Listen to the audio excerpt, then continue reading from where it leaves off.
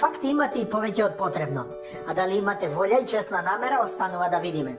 Почитувани граѓани на Република Македонија, мојот последен апел е до сите вас, правдолюбиви и слободоумни граѓани на оваа земја. Ја барам вашата поддршка бидејќи единствено верувам во вас.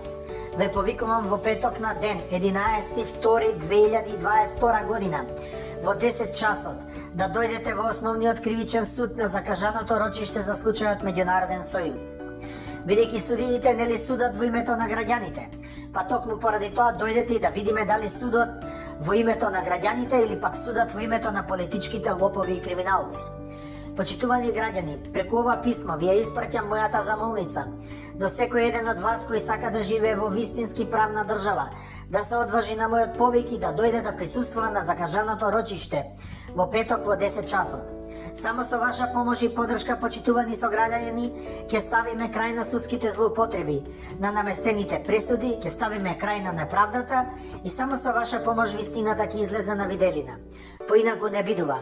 Овие се бескрупулозни и мислат дека се богови, но народот секогаш бил и ќе биде вистинската сила и двигател. Апелирам на еден цивилизиран, демократски и достоинствен начин да се стави крај на селективната правда и огромната неправда. Не само за случајот Меѓународен сојуз и рекет, каде сум јас лично засегнат, туку и за сите други предмети каде има обвинети и осудени невини лица. Почитувани медиуми, ве повикувам да го проследите судењето закажано во петок на 11.2.2022 во 10 часот. Ова писмо ќе ви го завршам со уште еден апел до сите правдолюбиви граѓани. Почитувани, вашата поддршка и присуство ќе биде почеток на крајот на правосудното зло кое ја узурпираше нашата држава заради лични интереси на поединци.